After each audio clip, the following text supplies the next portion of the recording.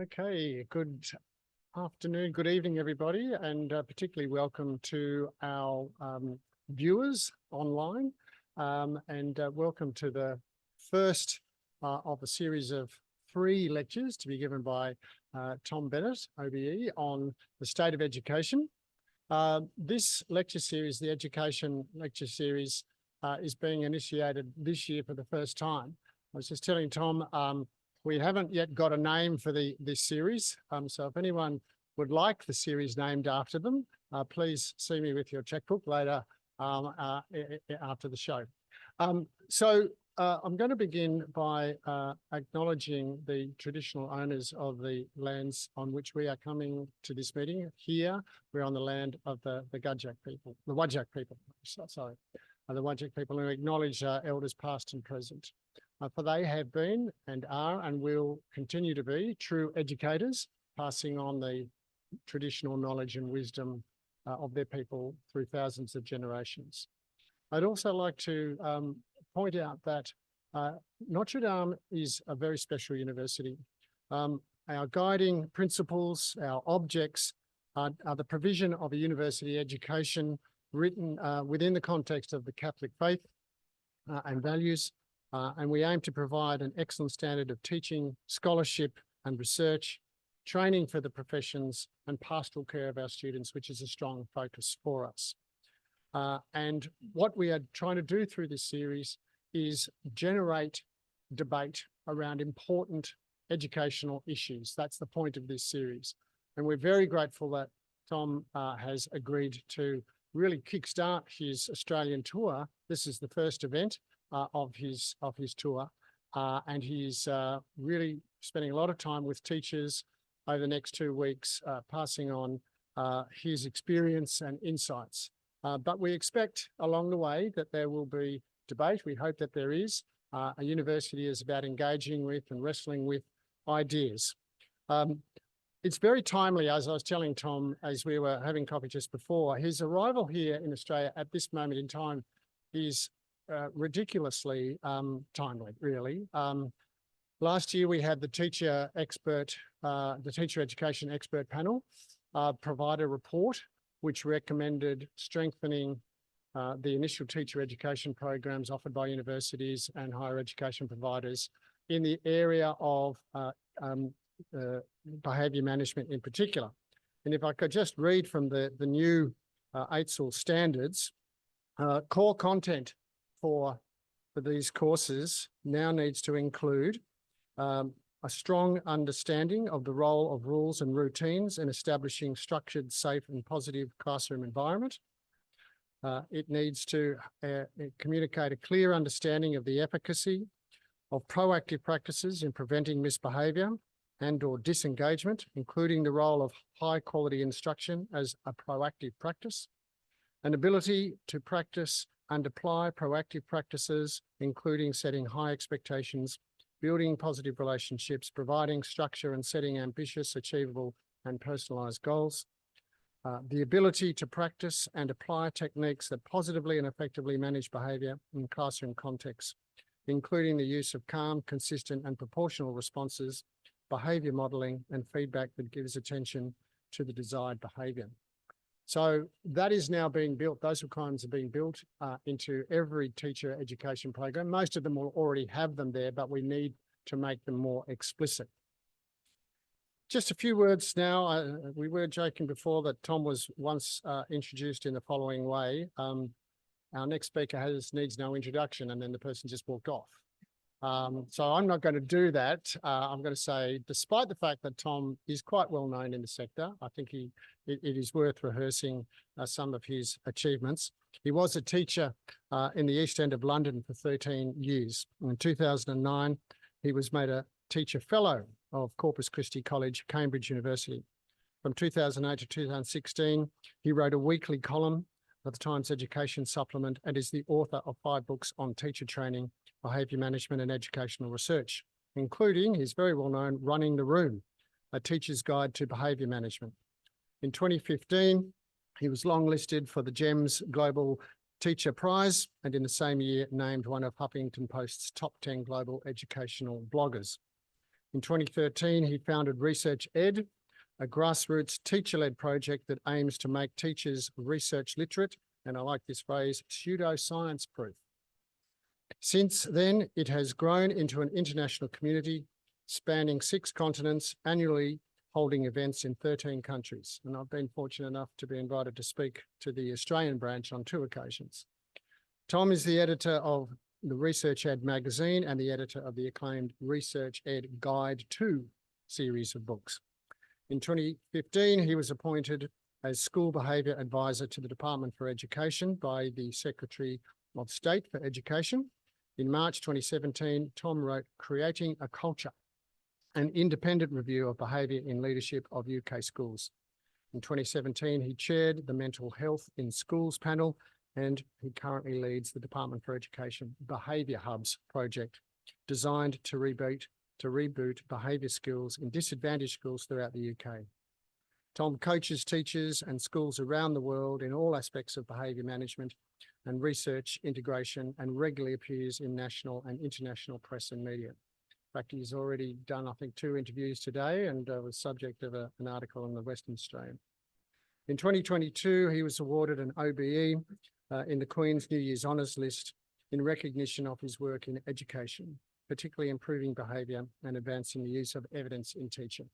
So we are very grateful to Tom for joining us, and I'll hand over to him for the first of his 3 lectures in this series. Thank you, Tom.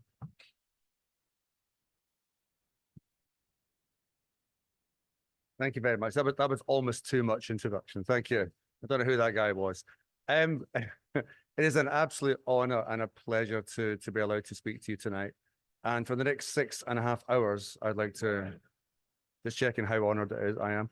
And I'd like to say thank you also to the University of Notre Dame and to David for his extremely kind invitation. It takes a lot to get me out of the UK, but this was one of the best invitations ever. I should also mention that I live in the countryside next to Perth in Scotland. So yeah, so I have to be very careful how I enter my Uber taxi addresses, just in case it costs me a bit more than it normally would. So yeah, so thank you very much. It's a great honour to be here. I think my main contention over these 3 lectures as part of a series, because I want to try to make it a coherent whole. It's a triptych, if you will. So if you want to find out what happens next, you have to come to Sydney and then Melbourne. I think these are going to be live streamed as well. And it revolves around behaviour, because I think everything in education revolves around behaviour. And behaviour is one of those things which immerses us. It surrounds us, and like fish, sometimes we aren't aware of the water in which we swim. And I taught for 14 years. And David mentioned some of the things I've done, and I've been very, very privileged to visit and to attend and to observe almost 1,000 schools now in 16 different countries and 16 different national systems or state systems. I've led and I've taught. I ran nightclubs for a living prior to that in Soho, which is a natural transition into teaching, obviously. Great deal of behaviour management involved in that. I find that children and drunk people have got quite a lot in common, behaviourally speaking, especially if you try and get them in and out of a taxi. But moving on. So, that's great. Wow, I've been to lots of schools and I've done a few things. None of that makes me any better than anybody in this room. None of it. None of it. I always start with the assumption of competence, professionalism, and expertise on the part of the people that I'm speaking to. I assume that you know how to do your jobs, whatever your job is. And I think there's probably going to be a variety of roles here. You're late now, so you have to sit at the front. But thank you for coming. I appreciate that. I don't normally do much participation. I mean, unless you want to do trust games, we can do that if you want, but I'd rather stab myself in the thigh. Put your hand up if you are currently a teacher of any kind whatsoever. Oh, that's a lot. School leader of some type? We can overlap here. Teacher trainer. Ah, a lot as well. Thank you. Hand up who hasn't put their hand up yet. That's fine. Thank you very much. I'll query that later. It's nice to know the audience. It's broadly differentiated. Behaviour is the core of everything we do. Behaviour is one of the most important things we can understand in education. The behaviour of ourselves, the behaviour of the adults with which we work in our teams, and the behaviour of the children who inhabit the environments that we are trying to cultivate. I didn't realise this at first, although it was one of my greatest fears before I became a teacher. and often is for many people who enter the teaching profession. They often worry most of all about this, not so much about subject knowledge, and frequently not about pedagogy, but more about the social relationship. What happens if they don't? What happens if they say no? What happens if they don't do what I ask them to do? And with some justification, as I try to expand upon. Behaviour is vital, but historically, too frequently, it has been ignored as a significant part of either the teacher's training or the leader's training. And before I go any further with that point, I'm going to contend, I'm going to propose that although behaviour management has historically been undervalued and undertrained and undertaught in our sector, it has never been ignored entirely. There has always been good practice. There have always been fantastic teachers and fantastic leaders, fantastic administrators working in this area. What bamboozles me, what astonishes me, is that there are so many astonishingly good practitioners, often though sometimes despite their training rather than because of it.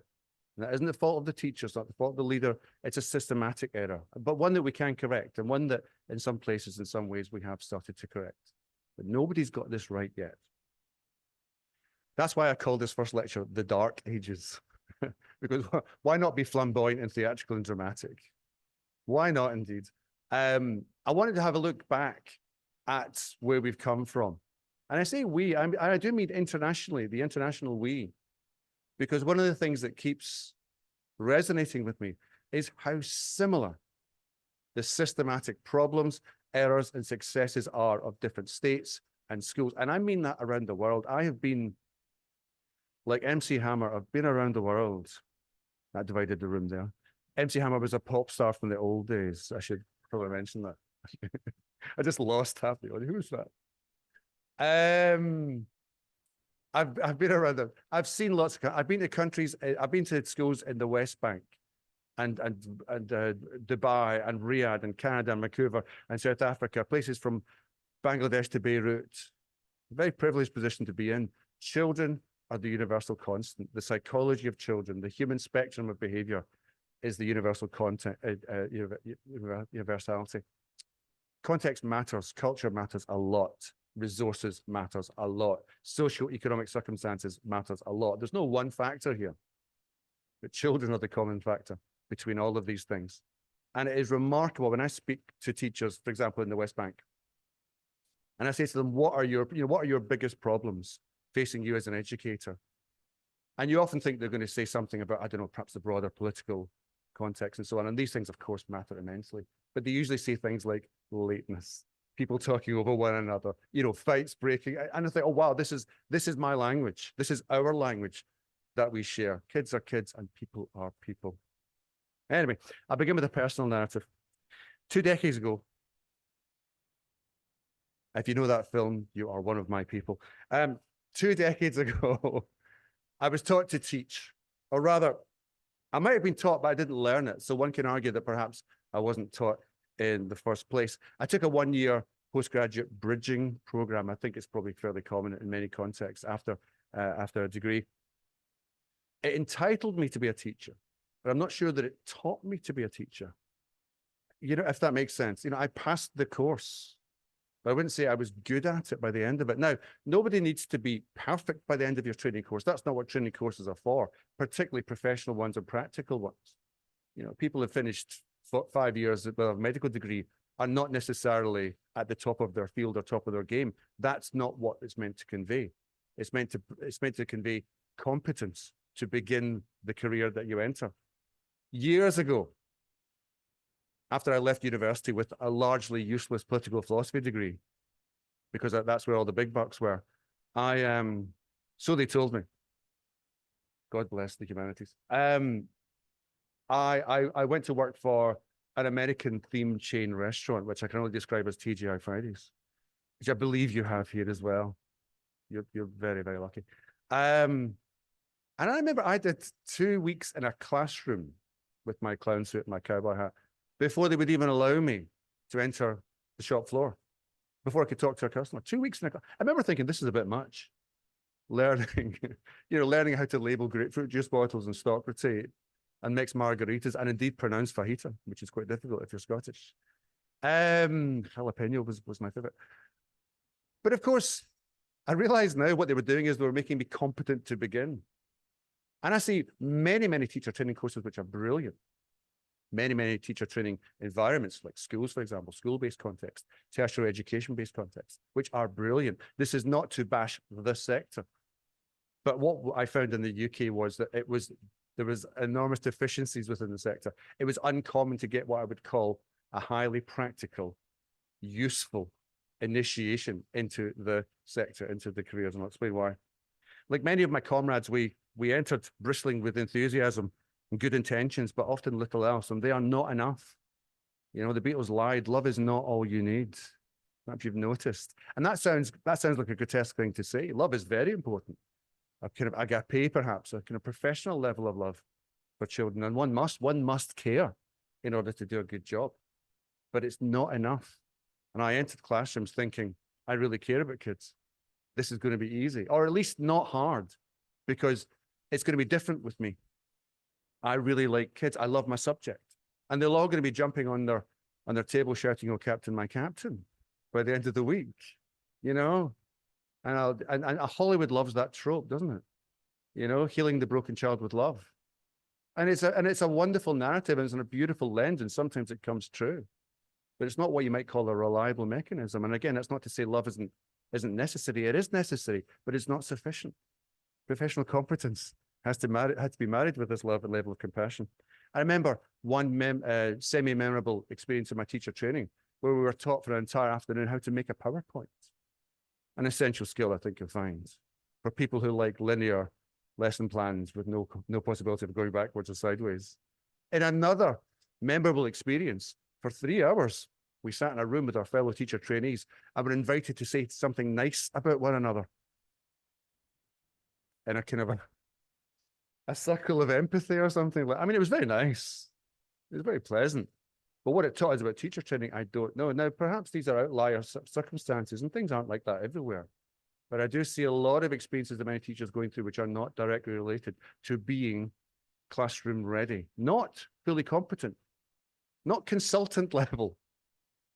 4th year, 5th year university medic level is what we need to be when we begin. And the focus cannot be too cryptic or arcane. I frequently wondered, when are we going to learn to teach? And that might sound an absurd question for somebody at the beginning of their career, but that was my question. When are we going to start learning how to teach? And there was often this impulse from people to say, "Oh, you'll pick this up when you go to schools," which isn't untrue. But I would also find that once I was in schools, I would watch teachers teaching and think, when is someone going to tell me how you do this? And I would frequently watch expert teachers at play, but being a novice, I myself was insensible to understanding what it was they were actually doing.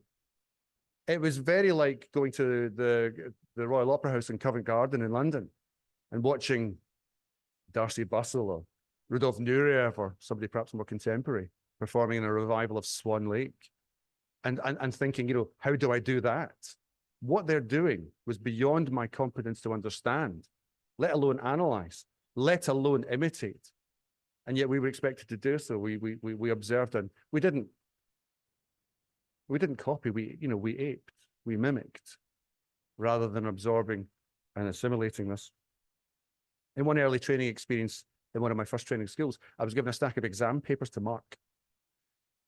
I'd never marked anything in my life before. And so I turned to my teacher and said, "Well, how do I mark this?" And he said, "Well, look at that question." And it was a page of text. And I said, "Well, what is it?" And he said, "Well, it's an essay on the 5 pillars of Islam." I said, "Okay, fine." What's it, what? I got that. I knew that. And he said, "Well, give it a mark." I said, "What's it out of?" He said, "It's out of 10. And I said, "Well, what does good look like? What does bad look like?" I mean, perhaps, listen, I'm sure that Australia is far more advanced than this. Perhaps my experiences are unique, but I don't think so. And I'm not mapping this obviously onto your experience because, of course, as I say, there are many brilliant spots in every system I've ever worked in. But I remember my mentor at the point being very kind of cross and annoyed with me that I didn't just understand what he wanted me to do, as if it was like the Force or something. Something I just close my eyes and trust my feelings. But of course, we need more than that. We need professional levels of competence. But okay, so much for things like pedagogy and assessment. But when it came to behavior management, Well, that was the thing I really feared. And my first training environment I was placed in as a teacher, I wasn't supposed to be placed there. I was told that we normally don't place people here because the behavior's so bad, which was nice. I was like Michelle Pfeiffer in Dangerous Minds. Yeah. I love a Hollywood film about schools. I usually get so angry I throw my shoe at the television because they usually get it so wrong, especially when the bell rings and they all just leave. Doesn't that just... Anyway, I'm digressing slightly. But get me on teacher films if you like. I'll talk about that all night long. The behavior was so bad. And they said, we don't normally place people here. But at that point, I was already 30 years old, an old man to begin with a career in nightclub management. And they said, you'll be okay. You're a bit older. As if age somehow granted one a thick skin and resilience and indeed the ability to manage and master the minds of other people. That was not the case. I walked in with high ambitions, but all of that ambition and good intentions and love was dashed against the cliffs of their utter indifference. The very first lesson I was expected to take, the very first lesson, my mentor walked out after 5 minutes. His justification was that this would be a good experience for me. That in at the deep end was the best model. Let's not train airline pilots like that. Let's not train heart surgeons like this. Uncle Archie's on the slab, have a crack at that. See how you get on. No, we wouldn't, because the cost of failure is too high and the competence required to succeed is too high. We wouldn't dream of it. In at the deep end is one of the worst educational paradigms I can possibly imagine. I don't even know why it's a metaphor for learning and training. Because what happens if you throw people in at the deep end? Thank you very much, they drown. Hands up next time, please. Thank you. I don't accept kidding. I'm just glad you're listening, if I'm honest. I tried everything with my classes. They're utterly indifferent to me. In this first lesson, after my mentor walked out, immediately half the class stood up and sat on their desks and started chatting. I mean, this was the early 2000s, so they were probably playing Pokemon and listening to the Backstreet Boys or something. I don't know what it was, but it was, it was a while back. And after about 5 minutes, somebody walked into the class who wasn't on the class register, and he started to sell, ladies and gentlemen, he started to sell skunk at the back of the classroom, which I believe is a form of a drug of some kind that the young people are into. Having come from Soho nightclubs, I knew exactly what it was. And I said to the young man, could you please stop selling drugs at the back of my lesson? Because they didn't cover this in my training. They didn't cover this in my training. And he told me to off. And I self-edited there slightly. And I said I wouldn't do that. And he told me to do it again, and I disagreed with him. And once he'd finished his business up, we went to the next class. And I just remember thinking, this is really hard. I just thought if I asked people nicely, they would behave. I just thought if I came in with the right attitude, they would behave. I just thought if I came in with the intention of building great relationships, they would eventually just behave. Ladies and gentlemen, they did not behave. They did not behave for a great deal of my career. I tried humor. I tried kindness. I tried placating them. I tried to make lessons easy. I tried to think, what do kids like? I made games. I made diamond nines. Do you have diamond nines here? Thank God for that. Go home and Google it and feel lucky. I did all the tricks and traps that you're often told to do to build a great relationship, because none of it really worked. What tended to happen was a third of the room would do as they pleased. A third of the room would, with a bit of prodding, would make an effort. And a third of the room were really into it. A third of the room seemed to be disposed to do the right thing. I realized immediately why supply teachers, cover supervisors, would you call them that? Yeah. Relief. Thank you very much. See, not so different. They would often come into classes and they would just teach the ones that wanted to be taught. And often they would put them right at the front. I once heard a relief teacher say, if you want to learn, come to the front. I thought, that's nice, isn't it? As if education was something optional. You know, if only all life could be like that. But that's not what we do. That's not why we are teachers. I felt like I was a delivery man. You know, I felt like I was just kind of turning up and attempting to say stuff and hoping that perhaps some of it would land. And in a kind of blind game of battleships, if any of you are old enough to remember that. And that just wasn't the case. Children were rude, and I would go home every night consumed with feelings of stress and worthlessness and failure, blaming myself, thinking, you know, what am I doing wrong here? And commonly when I ask people, you know, what am I doing wrong here? The answers they would give me they were not helpful, ladies and gentlemen. They would say things like, maybe your lesson's not engaging enough, which is just like the worst advice in the world. What does that even mean? I mean, don't get me wrong, I know what the words mean, but what does it mean? It's like saying to a comedian, be funnier, you know, or to saying someone, fly that helicopter. I know what the words mean, but I don't know how to do it.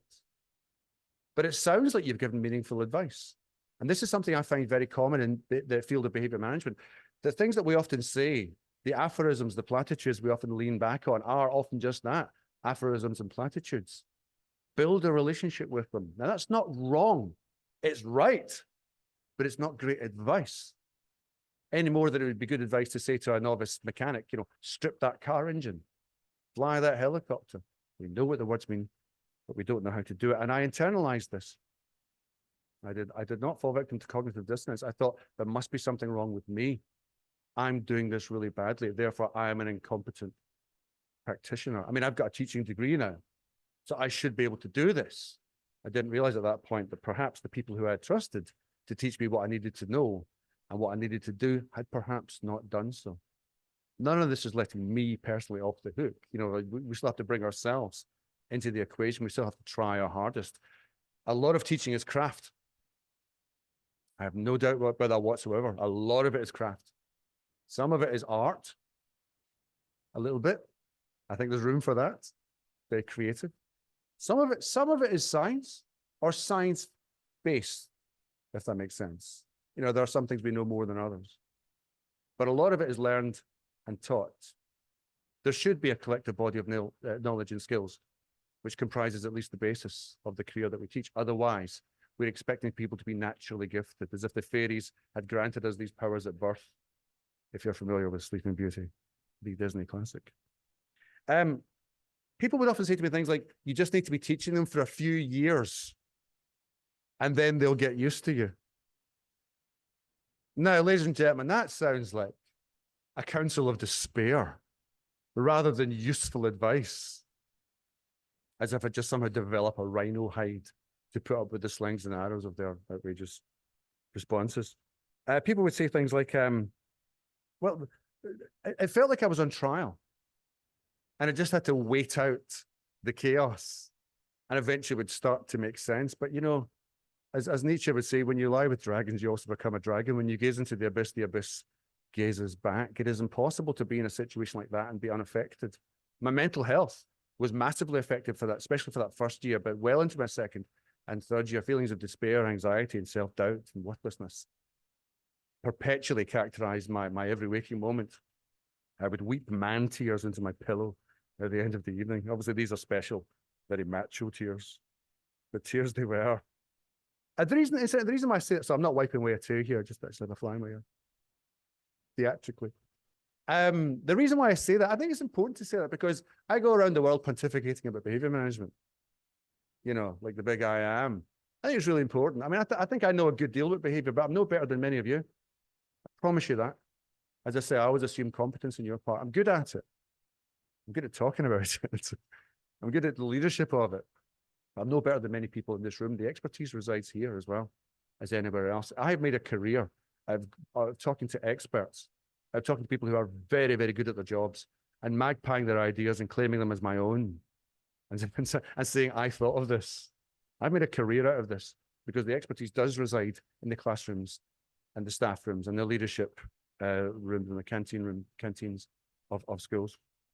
But it was very hard at first. And I think it's important to realize this. I think it's important to be absolutely honest to many new members of staff and say, this will be very difficult.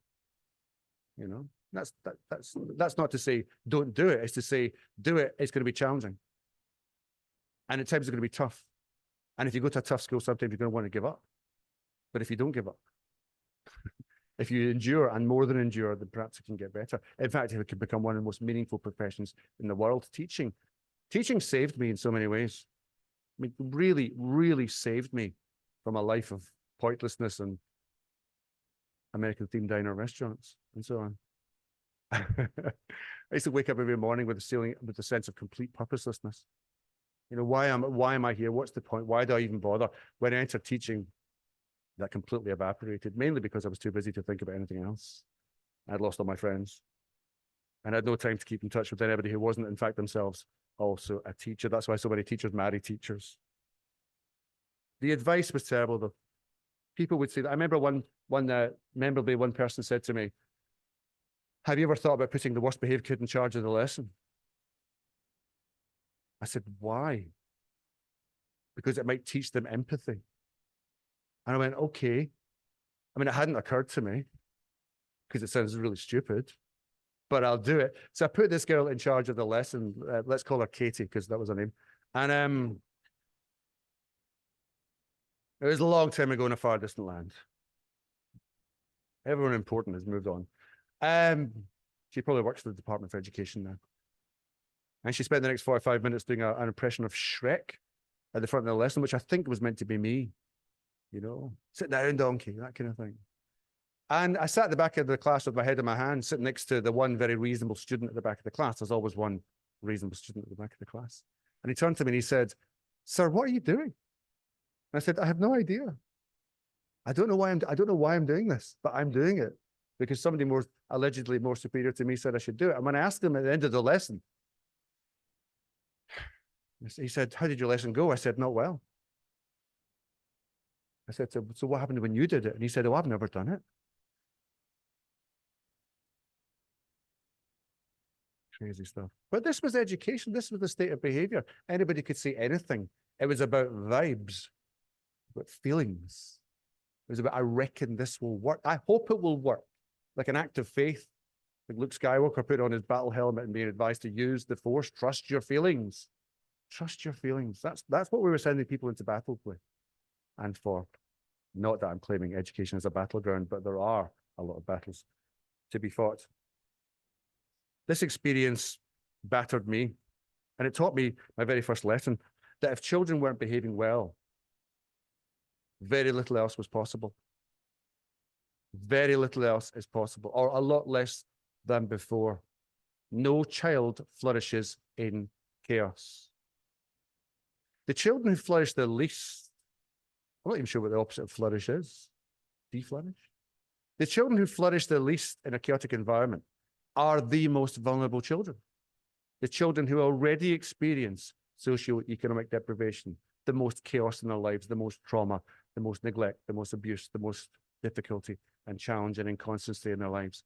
Those are the children who are the least served by a chaotic environment. And those of you who remember Game of Thrones, you see, I told you I would keep this topical. It only ended 3 years ago. Might remember the character of Littlefinger, who was a kind of politician, a Machiavellian schemer, a plotter, a devil of a man. And he used to famously say, chaos is a ladder. Chaos is a ladder. What kind of ladder? A ladder of opportunity. For whom? The vile, the vicious, the predatory, the dangerous man like him. Those are the people who flourish in chaotic environments where there's no rules or structures or predictability or no safety. Everybody else needs calm, safe, dignified environments. Everyone deserves it. Everyone's entitled to it, including you, including members of staff. And I realized that nothing was possible unless you could have a calm, safe, predictable environment. There was a program in the UK called the Gifted and Talented program. I don't know if you have something similar. Children who were more able had money thrown at them, which is an interesting tactic. And I used to go on training courses to learn how to teach children who were more able, like Professor X or something. And I remember putting my hand up at one point and saying, "This is good. I love all these activities. These are really complicated. This is really interesting stuff. But how do I do this if the classroom's not behaving very well?" And I remember the tutor he said the quiet bit out loud. He said, "Oh, you can't do any of this stuff if the behavior's not there." And I thought, thank you. And I sat down again, which is great if you're teaching the sons and daughters of Swiss diplomats in the very rarefied, privileged atmosphere of perhaps, you know, a leafy suburb of the Cotswolds in the UK. And I found that one of the things that really struck me very, very early on was that I would do the same things in different schools and the behavior would be very different. Now, there was no change in what I'd done, but it taught me something very important. Demographics matter. And I'm glad you're all sitting down for this, because you may have fainted. You may have swooned at the suggestion of this. That if you teach nothing but the sons and daughters of, the richest suburbs of Sydney or Geneva or something like that, that there will be a different behavioral profile, probably, in that school. So, for example, if you teach in inner city London or a more challenging part, for instance, of rural Germany or something where it's very hard to find staff and children have to walk 10 miles to get to school locations. Demographics matters a lot. Socioeconomic circumstances matters a lot. And in different schools, the behavior was very, very different, which isn't to say we don't experience similarities in types and categories of behavior. You go to the richest, loveliest, most fragrant schools in the world, you will still see abusive behavior, harassment, intolerance, bullying, cruelty, lateness, you name it. You'll still see it, but the profile will be different to a school, perhaps in a more challenging circumstance.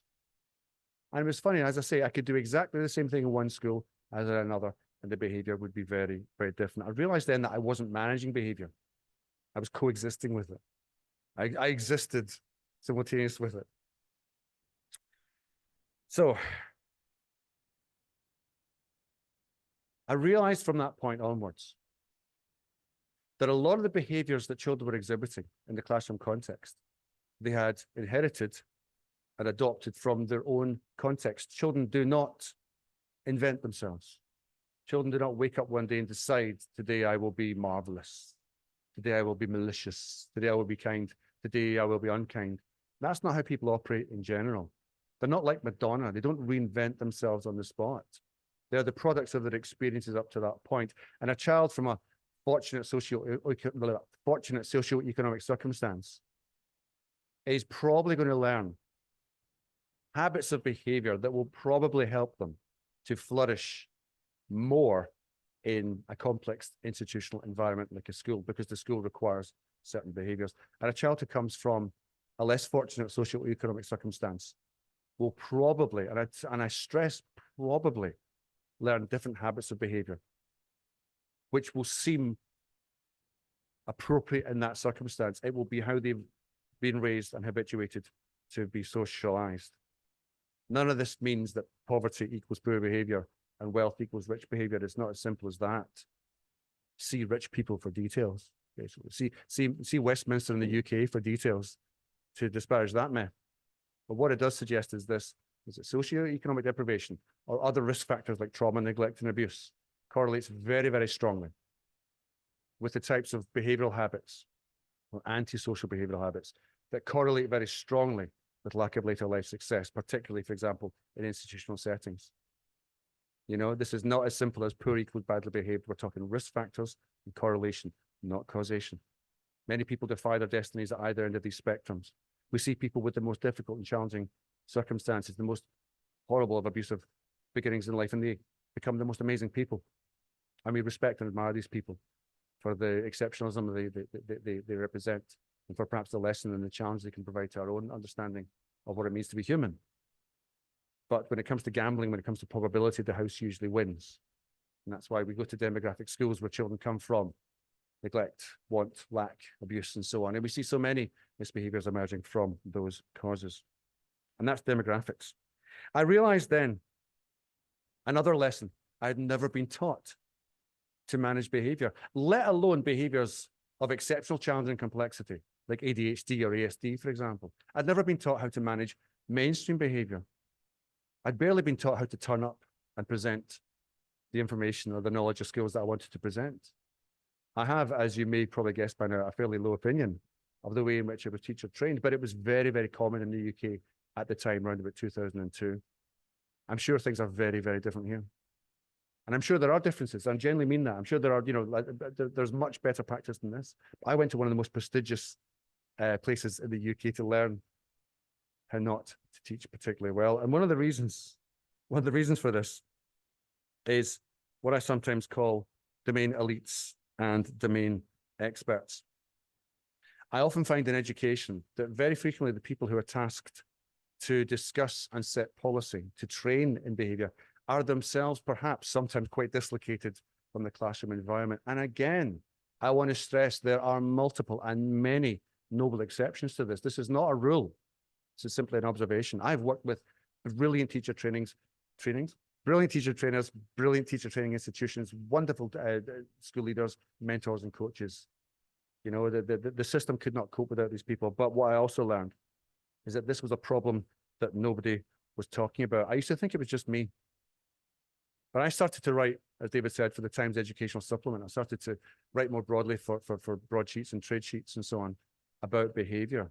I started to visit more schools because I was interested in it. I wanted to get better. I realized it wasn't just me. The more schools I went to, in every school I went to, and I mean every school I went to, there were teachers massively struggling with behaviour, and the same problem occurred over and over again. They really hadn't been trained how to manage behaviour. That what they were doing was shooting from the hip. They were using the force. They were trusting their feelings. And they were seeing what worked and what didn't work. Now, that trial and error, I mean, it's useful. It's part of the way in which we develop our craft. But again, we don't train heart surgeons like this. There are things we know which tend to work more than other things. I want to be quite bold and say that. There are things. And if you come to lecture 2, you'll find out what they are. But there are things. But there's nothing, as Professor Dylan William, emeritus professor from the University College London, famously says that in education, everything works somewhere and nothing works everywhere. And I think that's very, very true. There's nothing I could say to you behaviorally that would work with every class and every child. And particularly children with the most complex and challenging needs, they will frequently need something which is so boutique and so particular to their circumstances and difficulties. But it wouldn't be something you would apply to somebody else, even with a near similar circumstance. Sometimes it can be very specific because human beings are specific. Human beings are unique, but human beings are also united by the commonality of our psychology and things that we need, the things that we want, the things that we lack, the things that we tend to do.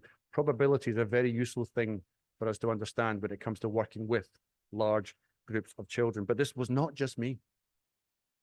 There was lots of people. But again, so that was my experience. Lots of people in London struggled with behaviour, even in schools where the behaviour was rated good or better. Now, what about that rating? Because I suddenly realized that this wasn't just a me and my local population problem. This was a national problem.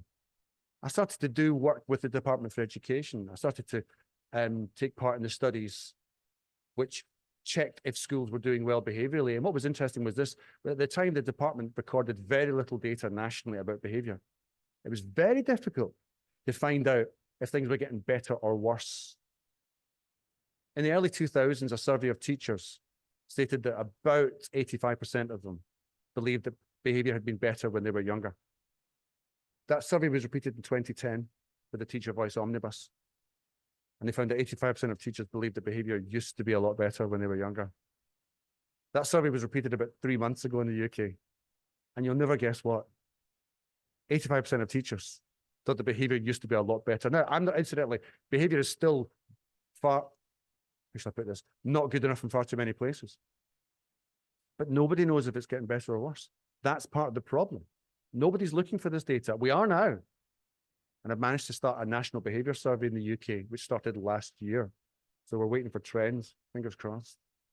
But it's important to know, what is behaviour like from a national perspective? And we have a national inspectorate called Ofsted.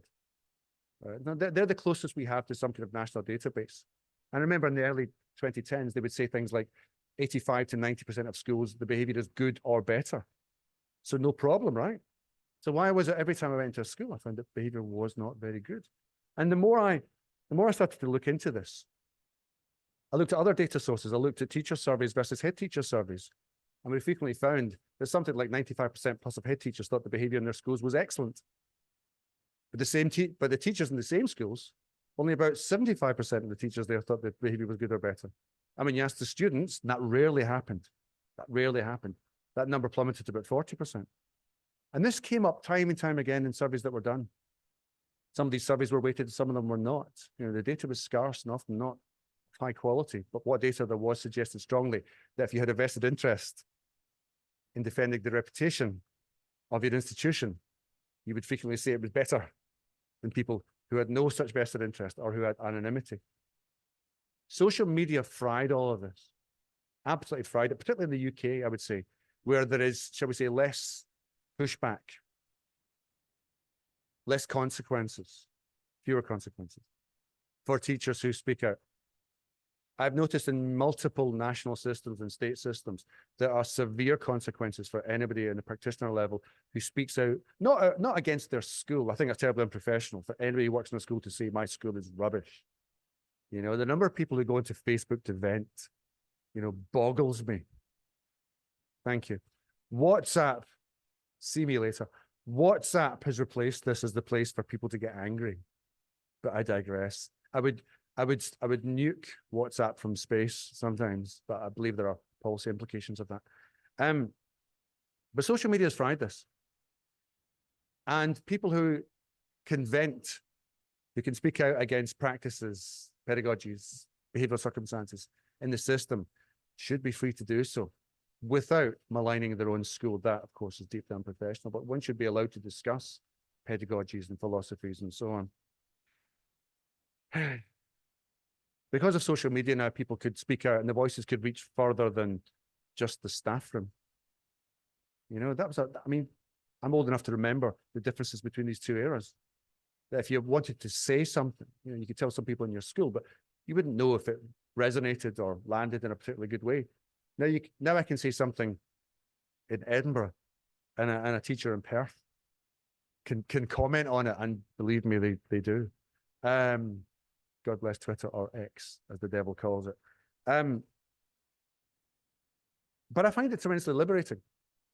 And social media can be a bear pit. It can be awful. I mean, perhaps you've noticed. But it can also be a very liberating process in terms of activating and short-circuiting what I sometimes call the priesthoods, the domain elites of education, the gatekeepers, the priesthood, perhaps. Well, that's no disrespect to context, obviously. You know, the idea of people who will interpret this for people and no others. I often found this happened in multiple countries and in multiple states. That very frequently there would be enormous pushback from people whose job it was to teach teachers often, or whose job it was to devise or maintain policy for teachers and for leaders. Scotland, my home country, is a noticeable and rather sad example of an educational system that has become dominated by domain elites rather than domain experts. It's a very small, very closed shop. Unfortunately, I've got nothing to lose up there. Most of my work is done in England and abroad. So I say what I like about Scottish education, but the behaviour in schools there is appalling. And the only time we find out, because no data is tracked on this, the only time we find out is when teachers go on strike because they can sustain the behaviour no longer, or it reaches the national press that yet again somebody else has been pushed or punched or stabbed. So this is the world in which we find ourselves just now. The people who frequently form educational policy, the people who run the systems themselves, are frequently dislocated from the consequences of their decisions and the consequences of making the wrong decision. Frequently, I find people come up with the most outlandish of myths when it comes to behavior management, confident in their assertions, but having no contact whatsoever with the reality which would be necessary to test those assumptions. And on people would just have to struggle in this soup of bad advice and methodologies. When I first started to teach, I found very quickly that people would say to me things like, you just need to build a relationship with them, as I mentioned. But when I said to people, how do I build a relationship? What is a relationship? They would walk away and say, I can't tell you. You just have to build it for yourself. This is a faith-based position. This is like Buddhism or something. You know, you have to discover your own road to samsara for yourself, which I dig very much, but I wouldn't abandon a novice trainee for that type of circumstance. I would provide, now wait for it, this may be going too fast, I'm sure it's not. You provide a scaffold for novices. You provide a kind of a mastery model to some extent. You use lots more direct instruction. You use lots more hand-holding, lots more foundational, fundamental concepts. You don't start hard. You start easy.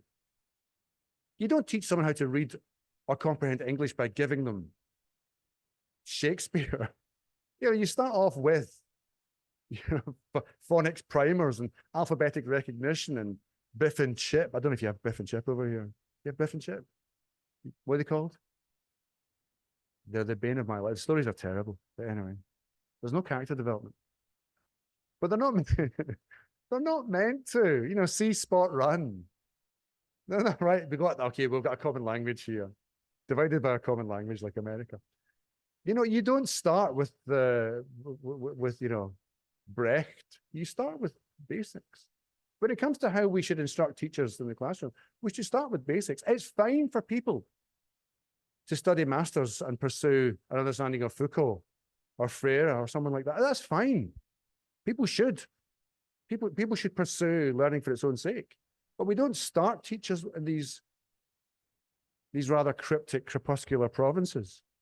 You know, we start them with, thank you. I like to slip the word crepuscular in there from time to time. It makes me feel a lot better about myself.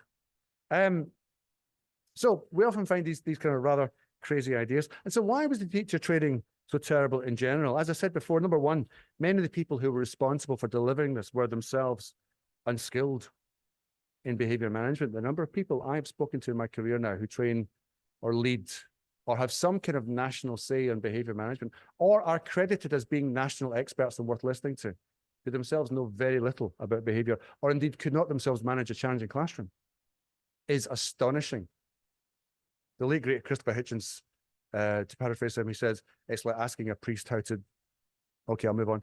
But how to date. You know, and again, forgive the reference, but the expertise resides within the people who do it well. And that should always be, perhaps not the whole of the law, but the beginning of it to some extent. Some people, like for instance, Alfie Kohn, who's a great writer in many ways, and I respect a great deal of his work. But when one has only ever taught for a couple of years in a private school primary environment, it leads one to perhaps wonder, where is the relevant expertise to practice in, for example, teacher training or pontificating or indeed writing books about teacher training in complex and challenging environments. And much of what passed as behavior management training for many people was frequently a patchwork quilt of half-baked ideas and folklore, personal experience, childish understanding of therapy, wishful thinking, and progressive philosophy that was old when Queen Victoria closed her eyes. It was often ideology, it was often philosophy. What it was not was practical. Build a relationship with your class was the whole of the law for me. So if you aren't given guidance on how to build a relationship, what do teachers do? Well, they end up placating their children or pleasing them, flattering them or amusing them, making the lesson endless levels of fun, and so on. I made all of these mistakes, and it's very important that I say that I did, because I learned at least that they were mistakes. This was my discovery learning. This was the crucible of my career. I got okay eventually. I could have been okay, perhaps even good, a lot quicker if somebody simply said, why don't you try these simple and reasonably practical things to do, rather than, for example, putting Katie at the front of the class. One of the problems we have, for example, if we make the work easier for children, and sometimes we do, of course, have to make work easier for children. Sometimes the challenge is too high. That also has to be matched to the child's circumstances and needs. But if we make the lessons easy because we think they'll like it more, they just respect us less. They don't value the work. They recognize it as being busy work. Many relief teachers succumb to this problem, or indeed had to endure this problem of turning up to a lesson and finding out that the class had been set the lesson of coloring in a picture of the Buddha for a 17-year-old. Or my least favorite one, carry on the work from the day before, which it's not even emergency teaching. You know, it's the laziest thing we can possibly say. If we allow children to only do things when they find it easy, this hollows out the educational experience for a child. We are teaching children that things must only be done when they are pleasing to them, when they make immediate sense to them, when there is no challenge. A child who learns these habits of behavior will find that life comes at them hard, outside the classroom or in their broader lives. We need to teach children that teaching education is not always about pleasure. And I say that advisedly before somebody throws a brick at me.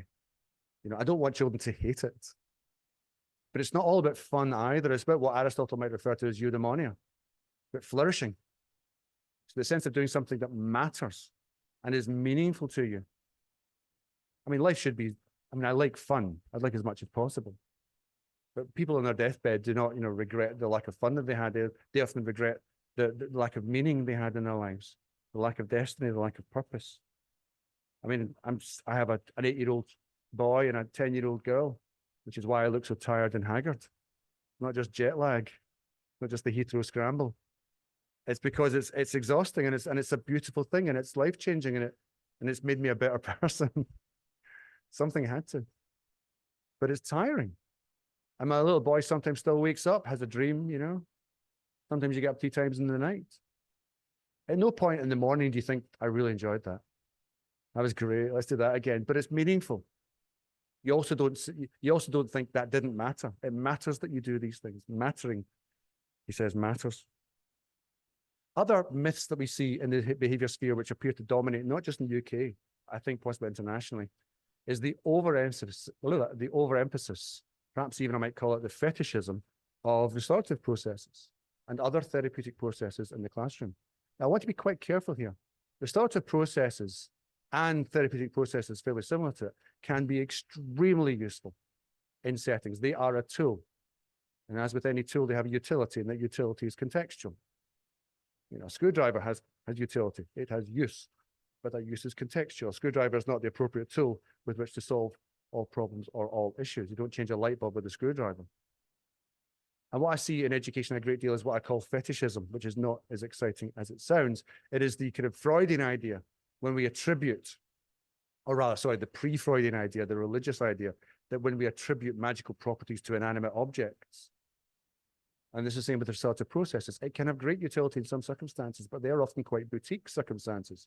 It cannot be used as a replacement for all other behavioral models.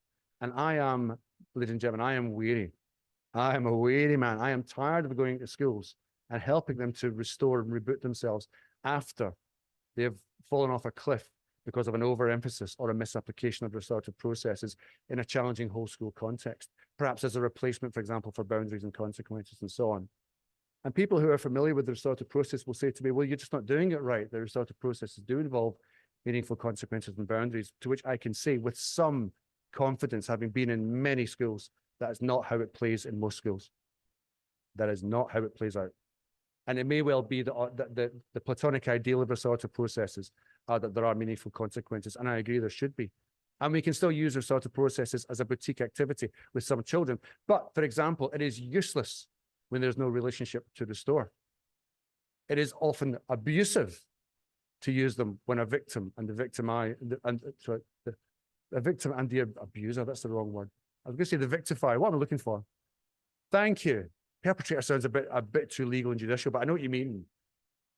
Aggressor. There we go. Yeah, thank you. I've got 5 minutes apparently.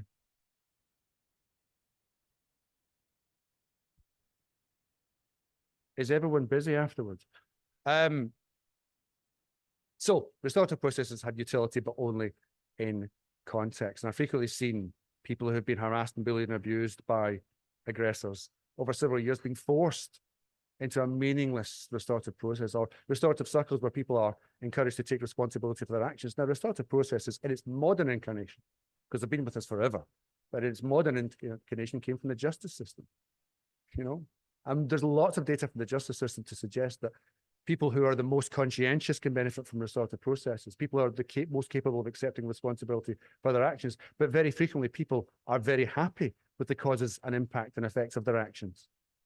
You say to somebody, but look, can you see how that hurt your colleague or classmate? They go, yeah, that's kind of what I was looking for.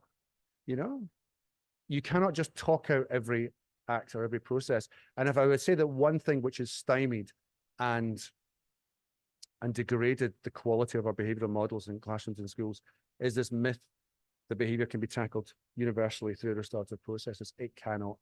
It cannot. There's a reason why traffic police do not hand out restorative tickets when you're caught speeding or try to discuss your unmet need or what your behavior is really communicating when you parked in front of the Sydney Opera House or something like that.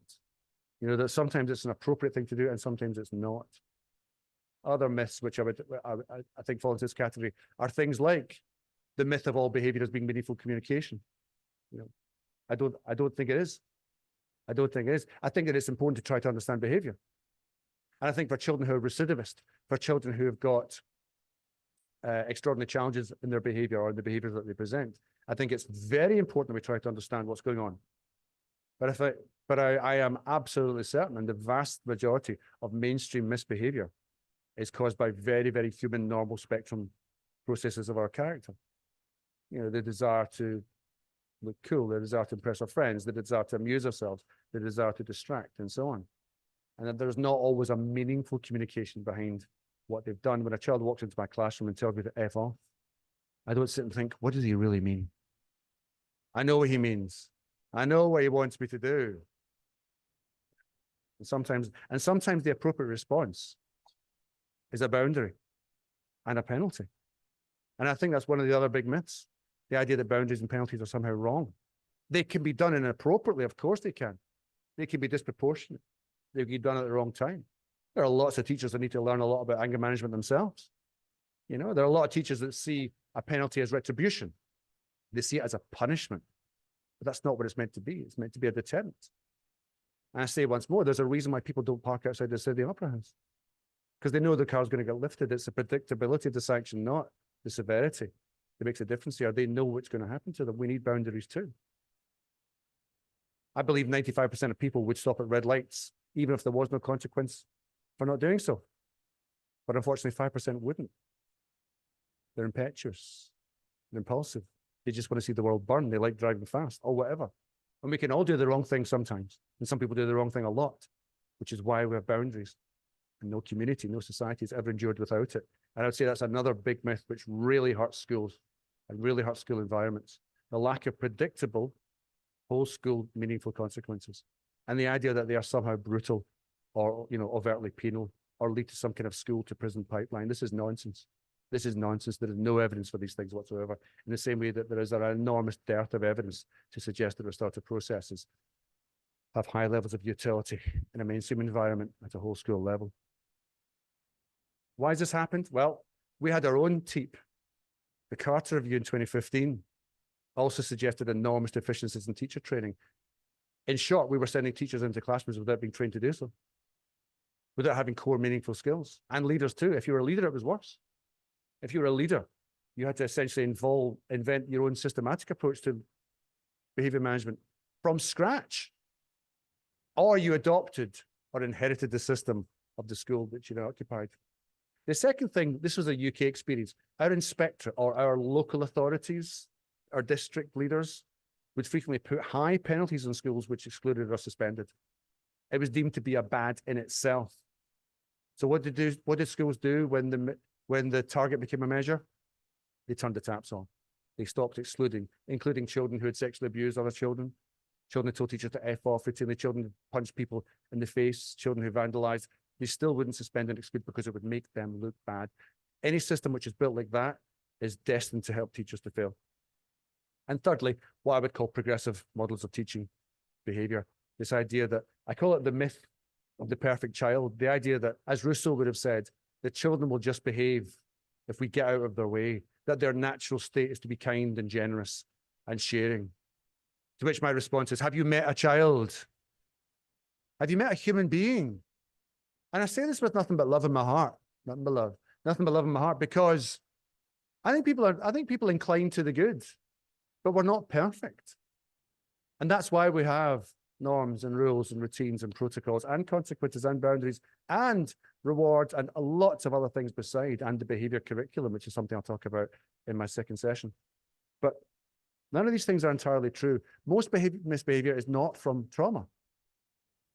To say so is an enormous disservice to children who've been through genuinely traumatic experiences. Not everything is traumatic. Not everything is trauma. Or if everything is trauma, then nothing is. And we lose our ability to deal with it, because then we divert our resources to everybody. And we do not have an infinite amount of resources. Maybe you do, or maybe in Australia it's different. We don't. So the problem is everywhere. The phone, as I frequently say, is coming from inside the house. Most of what I've said today, I've tried to source it as evidentially as I can in the UK experience.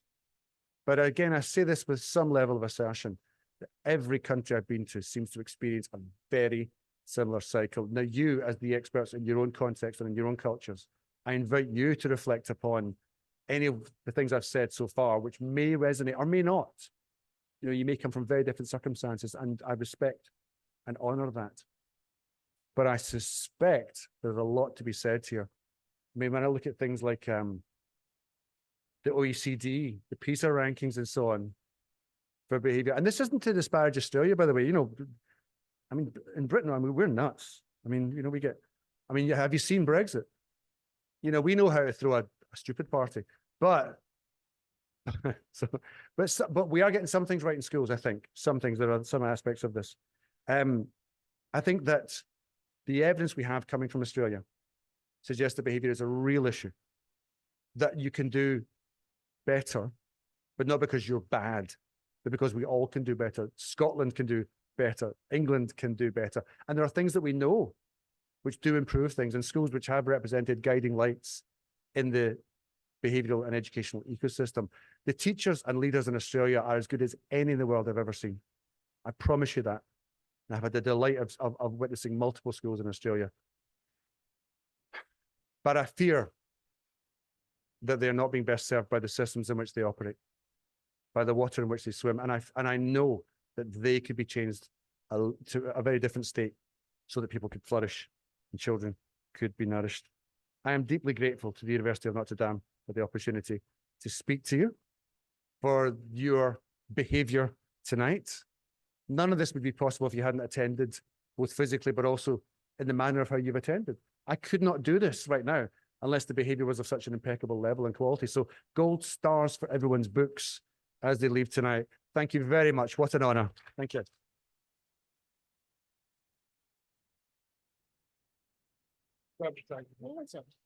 So Tom's indicated that he's very happy to engage with members of the audience who are here, either with questions or comments, with preferably questions that are clearly questions and succinct. I do know that we did have a member of the audience who I think might be here actually sent a question in ahead of time. So if Troy is here, I'm quite happy to go to you in the first instance. Okay, thank you.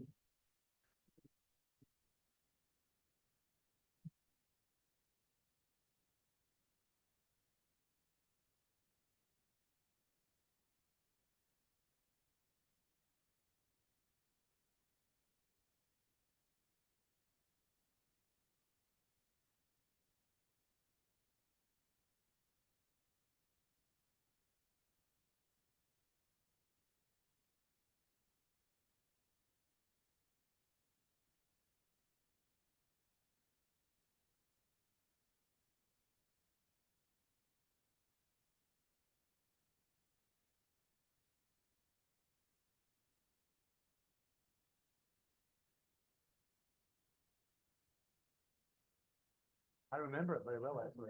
Yeah, it's good.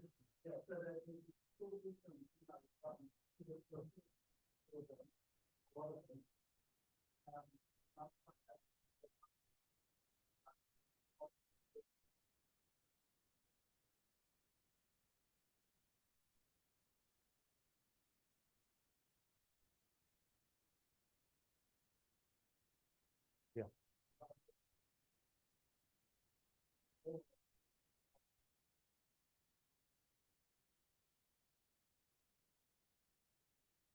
Yeah. Sure. Thank you. Is it Troy? Yeah, no, thank you. Results, not excuses, Troy. Zero tolerance. Zero. I'm kidding. I'm kidding. Thank you. That's a terrific question.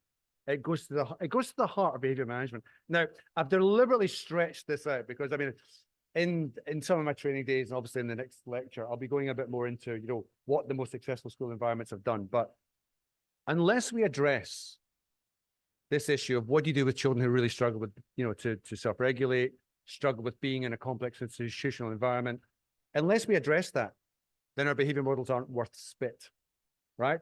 Because there are so many kids in that situation. And again, very, very frequently through absolutely no fault of their own whatsoever. I believe in free will. I believe in responsibility. But at the same time, the pressures and factors on these children's habits, their values, the way they've been brought up, and sometimes it's more than that. Sometimes it's neurological atypicality. Sometimes there's cognitive dysfunction, and so on and so on. These are enormous burdens for children to deal with. Right? I understand why some of these kids, well, as much as possible. We understand why these children act the way they do. In the UK, we have special schools, behaviour schools, pupil referral units, alternative provision. It's all the same kind of thing that you're talking about there. Every country has these types of systems. Here's what we found tends to happen. In a mainstream school setting, when there are rules and expectations and conduct protocols and so on, and consequences and boundaries and so on, frequently there would be a percentage of children who are not very good at meeting those kind of standards. Now, for the vast majority of children with mainstream cognitive apparatuses and experiences and so on, you normally find that compassionately teaching them how to behave properly, I call it the behaviour curriculum, really saying, look, this is how to succeed here. Making sure they feel loved, making sure they feel like they identify with the school, that the community, that they matter to the community and so on. I remember I once said to a primary age child in a really, really challenging area, I said, why do you like this school? He said, because they care about me. I said, well, how do you know they care about you? And he said, if I wasn't here, they would miss me, and he was like 7 years old or whatever. I thought that was a beautiful answer. So all that really matters. And I'm kind of jumping the gun here. Then you throw in boundaries and consequences. Okay, so far so good. That doesn't sound complicated, but believe you me, the implementation of that is where it often falls down, inconsistencies and so on, right? Variable expectations. When it comes to children with high levels of need, though, there's two approaches which normally seem to work the best, in my experience. And again, this is just me observing and copying people who are very good at this. Number one, in a mainstream setting, accommodations. And this is something which I think is familiar to the Australian experience too. So you target the accommodation to the child's need, and you balance that accommodation with the needs of every other child in the school. Now, that might be something as simple as allowing a child with ASD to have a clip-on tie because of the it feels uncomfortable or scratchy. Or it might be somebody now you said something like the reduced timetable is often the only option that people use, and often it's insufficient. Of course it is. Simply saying, you've got a slightly different curriculum is not going to solve all of these issues. If somebody is impetuous or impulsive or has anger management issues and so on. So these accommodations can only go so far in a mainstream setting. And then you need specialist settings and specialist provision. And I call this intensive care. And this is, for example, the type of setting which you might be describing, where it's a higher staff ratio. The staff are far more trained in interpersonal techniques. There will also be therapeutic responses used at a far higher level than in a mainstream setting. There will still be consequences and meaningful boundaries. And there will still be a solid, relentless attempt to build a relationship with that child through the processes of them understanding that they're cared for, but there are also expectations on them. That tends to be the type of setting which creates an environment where it's more likely that children will succeed. And I think something which I've noticed this, and I say this not with regret, but with pragmatism, that I would say 95% of children can flourish really well in a mainstream setting. I would say about 4% of children really, really need a specialist setting. Now, ideally, that would be on campus, but perhaps in a school within a school. And some schools have got different units or bungalows and so on within school premises. Sometimes it needs to be off-site. I don't see that as a failure. When somebody moves from a general ward to an intensive ward, that's not a failure. That's something that they need. They need that intensity. They need those ratios, those skill levels and so on. But that cannot be provided financially in a mainstream setting. The money is not there for it. And the money might never be there for it.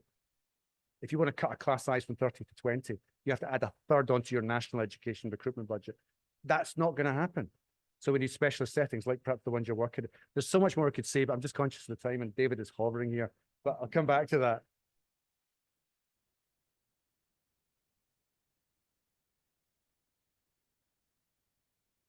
Yep.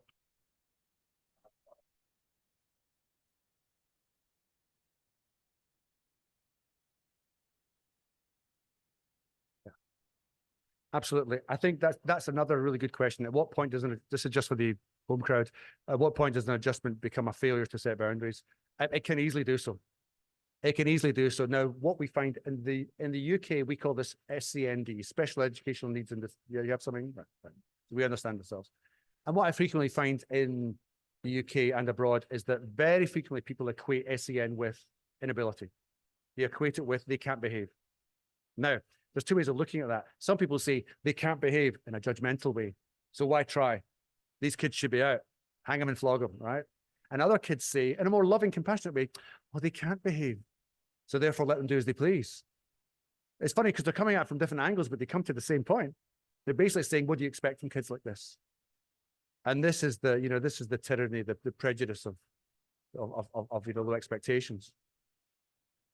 Especially with children who have perhaps neurological or cognitive impairments or difficulties. We ask what they can do.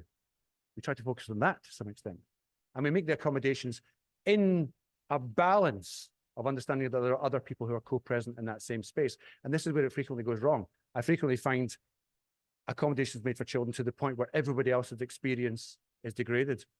Now, this is a challenging thing. That every child matters in the classroom. Every member of staff matters. We are not fuel for their lives. The rest of the class is not a life support machine for that child. I mean, don't get me wrong, communities nurture and succor, but they are not fuel for that child. Everybody matters, and there comes a point where it is not appropriate to meet the needs because the needs are not needs anymore. They're difficulties for other people. Tourette's example would be a really good example of this.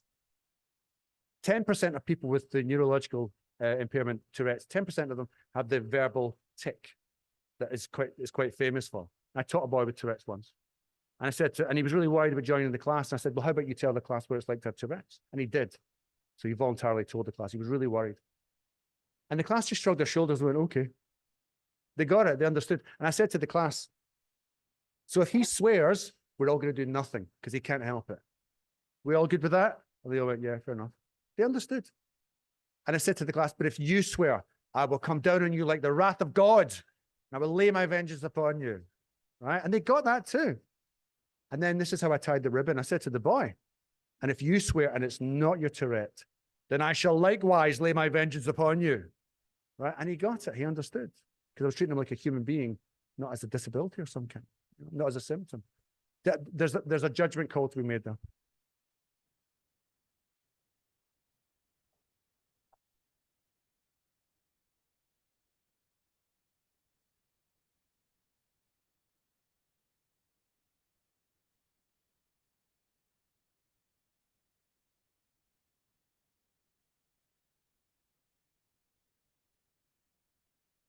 Yeah.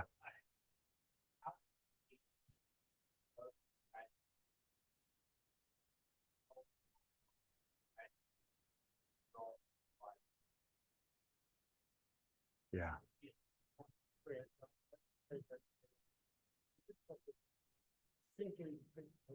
Yeah. But then I have to listen to the question. I don't understand. That's asking a lot.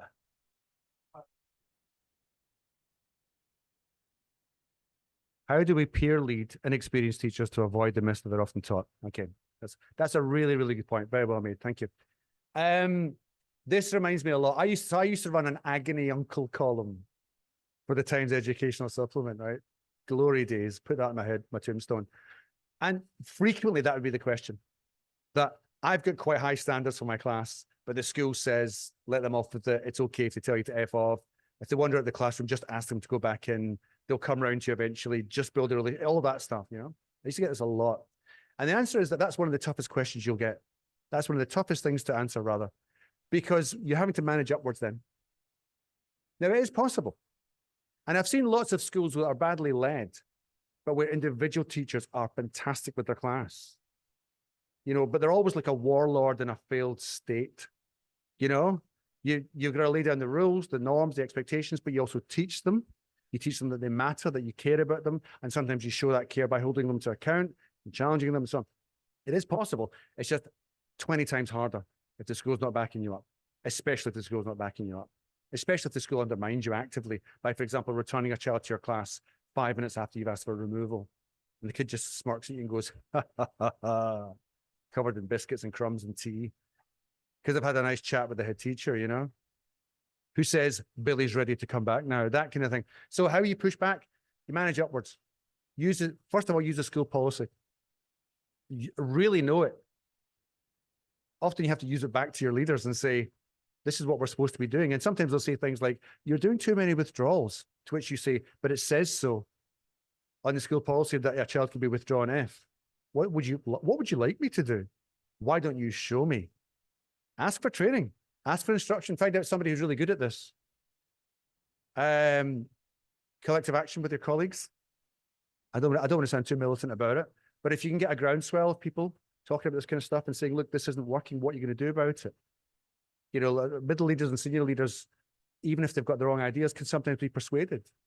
You know, I always start with the presumption that they might just not know what they should be doing. And sometimes it's, if you can say something like, well, actually, look what this other school's doing, it really works, we should do it too. That can sometimes help. I mean, there's lots more to it than that, but I'm trying to be brief now.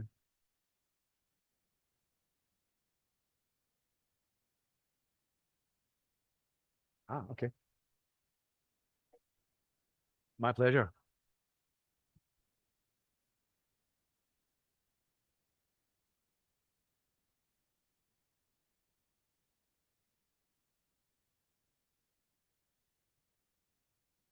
Yeah.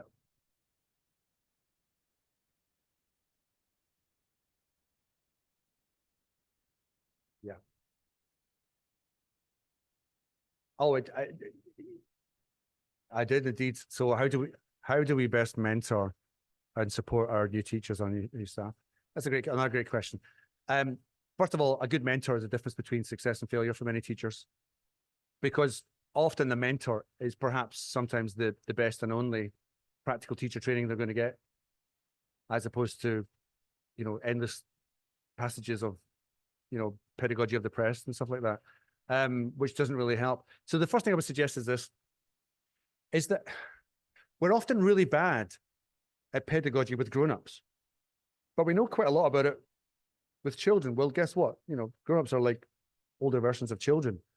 And I alluded to this earlier on. You don't immerse somebody in English language by starting off with Shakespeare. You start with, you know, See Spot Run. You start with the basics. And later on, they can, you know, read pedagogy of the press as much as they want, but you don't start with that, because that's just going to like absolutely bamboozle them. They're going to be thinking about, you know, what do rights mean from day one? That's too much. You start off by really heavily scaffolding. Here's what you should be doing. Let me give you an example. The fire drill in a school is often the best behavior I ever see. It's true. Why? Because it's drilled. Because it's taught. Because it's clear. Because there's a common expectation. The commonality of understanding and consequence. The fire marshal will close your ass down if you don't do it. You know, there's consequences, there's expectations, there's repetition. That's what novices need in order to start getting good at something. Now, once somebody has learned their scales and arpeggios, then you can play jazz with it. But you don't start with the jazz. You don't start by copying Miles Davis. You start by learning the notes. And I think that's what we do with teachers. We need to start with, here's how to say hello to a class. It's not the only way, but this is a good way to do it. Now, what see you do it? Here's how to dismiss a class. Here's how to transition between activities. Here's how to teach group work. You start with the here's how. And some of this might sound absurdly easy to us, but that's because I'm presuming you are good at it. David. Well, I'll be really quick with answers now.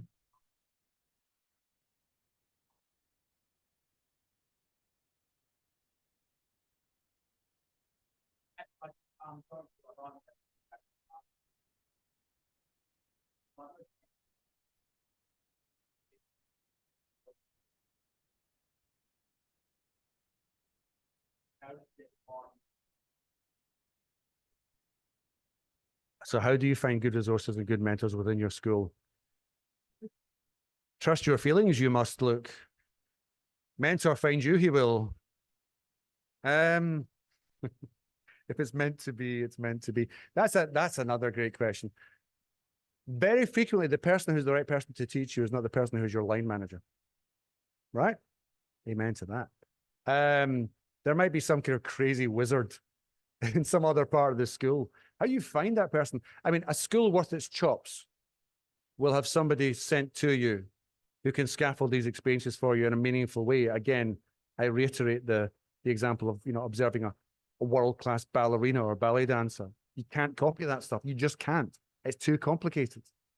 Maybe at a top level, you might be able to get there. So you start up with somebody who can speak your language. I'm going to be honest, the behavior books out there, there's a few now which are pretty decent. I mean, I know I'm going to plug mine, obviously. But the reason I wrote my book is because I didn't know any other books like it. And that's appalling. I genuinely don't buy it, steal it. I don't care. But it's generally the best book out there. And that's terrible, because there should be lots and lots of books out there which are much better than this. It's a good start. I would suggest, I tell you what's a really good thing to do. Watch watch teachers who are a couple of years older than you in their career, but who haven't been there for many years and who aren't really high status. Watch what they're doing. Watch what they're doing on the first few days with a new class. That's a really, really high quality experience to watch, because you'll see them setting out their stall and their standards and their expectations, and you'll see them struggling with it because these kids don't know them. They don't have that behavioral expectation. So they're probably the best people to observe and do paired observations and get feedback on it. It's a wonderful thing to do.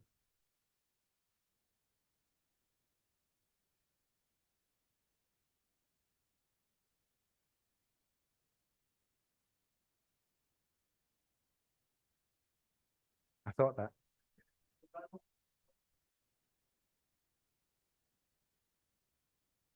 Mm, mm.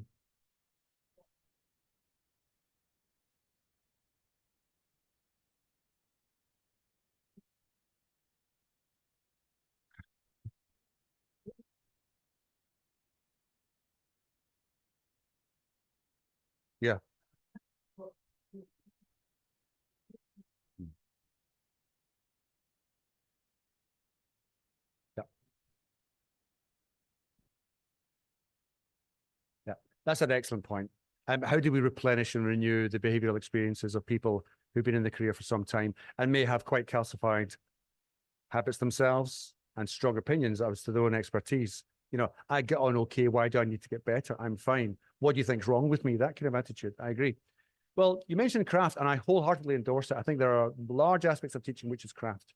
It's that constant smooth feedback. It's like a carpenter. You feel the wood, and eventually you get a sense of the wood. Like driving, it's a craft too. But driving isn't just a craft. There's also, to some extent, there's a science about it. We know that space practice, retrieval practice, we know that direct instruction, mastery methods, and so on are really good things to be using for novices, for example, Rosenshine's principles and so on. We know quite a lot about, to some extent, what's sometimes called the science of learning. We've known it for quite some time, actually, but it's only relatively recently we've started to actually apply it in education, which I think is kind of mad. So what we need to know is this, what we need to remember is this: if we don't think about something for a long time, we tend to forget it. I look at my philosophy essays from university and think, wow, they look really smart. Really clever guy wrote these, because I haven't used Schopenhauer for 35 years. Although I do refer to Hume, so I remember his stuff more because I think about it, I retrieve it. And it's the same with the skills, practical skills. That if somebody doesn't practice it or think about it explicitly and really interrogate their own practice, then they won't change. So what you need to do is you need to sell it to people. You need to say to them things like, listen, I want you to have as much time as possible. I want you to have as little time as possible dealing with behavioral incidents and so on. So we're going to refresh these skills, these aptitudes. Even if you have to go back to your school's behavior policy or something and say, right, let's renew our understanding of this. Now let's practice implementing it. Let's do some role plays, which again, I hate, but Lord knows they're useful. And again, there's so much more I could say, but things like that can appeal to people. Okay.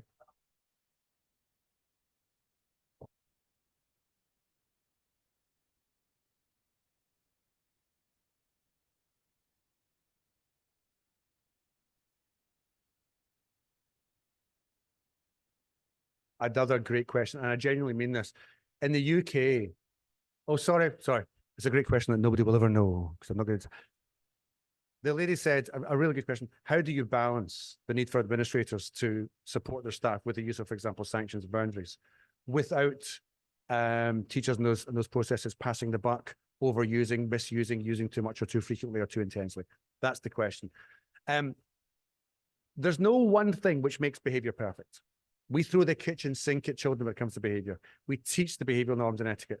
We teach them boundaries. We teach them that we love them. We teach them that they matter. We teach, and so on. We teach all of these things. We have to have consequences. We have to have boundaries. Sanctions and rewards are no different. Sanctions don't make people good. Rewards don't make people good. Traffic lights and parking tickets don't make people good drivers. They stop bad driving. They deter. The deterrence doesn't work for everybody. And that's another problem, that some of your recidivists and your repeat offenders won't be deterred by traffic lights or detentions and or the threat of suspension. Some people are impulsive. Some people don't care, for example. Some people have got their own things going on in their lives and their heads. But that doesn't mean we don't use deterrents. You know, a speed camera on a motorway or a highway slows down 95% of people. That's what success looks like for a deterrent. And it doesn't do it for all time. It stops them for about 20 seconds. But that's what success looks like. So what we do is this. Administrators and line managers and leaders need to get all the staff members together and say, these are the boundaries. These are the behaviours we consider to be unacceptable. These are the consequences for crossing the boundaries. I will teach you how to use them. I will teach you when not to use them. Teachers need to also be thinking, oh, he doesn't have a pencil. That doesn't mean I send him out. You know, you also need to have counter cases and counter examples. You know, don't send out for this, for example. It needs to be a taught experience. I frequently find that many teachers are given the rules. These are the school rules, learn them. That's like giving somebody the schematic for a car, expecting them to know how to drive. That's not how we teach anything complex or difficult. So we have a teacher training day, and I would recommend once a year, the whole staff body, and I mean teaching and non-teaching staff, anybody child-facing, gets taught how to use, for example, sanctions and consequences and boundaries, how not to use them. And also scripted examples of things we could say, rather than sarcastic, aggressive, impetuous one-liners, because it feels good in the moment, because when we feel righteous, we make bad calls and say bad things. We can teach teachers when to use these. When they overuse them, we moderate their use of it. And we don't undermine in front of the child, but maybe at the end of the day, we say, right, there's a moment here we need to talk about. I saw you absolutely bellowing at that child. Now, they cannot bellow back at you, otherwise you would want them to be excluded. I want you to think about the damage that's having on a child. I never want to see you do that again. Here's something better we could do instead. And make it a trainable moment. And if they refuse to conform to that, you make it another teachable moment by making it an administrative issue. But that's your last resort. You teach people to change their behaviour. In the same way that we don't exclude as a first resort, we exclude as a last resort because we'd rather they stayed and they flourished. There's so much more I could say about that, but that will have to do. David, thank you very much, everyone. It's an absolute pleasure.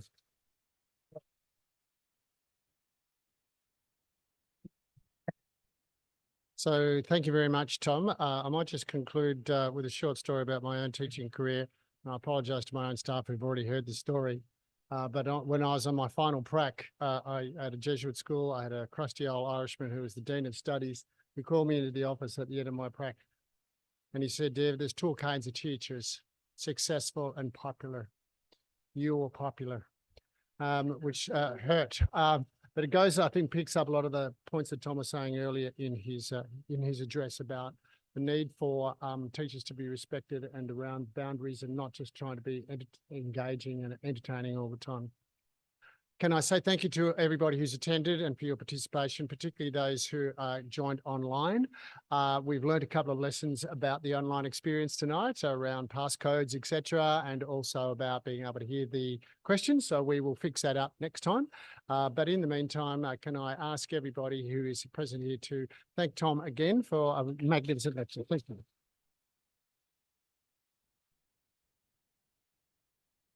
Thank you. And there's some tea and coffee and biscuits out the back there. Thank you.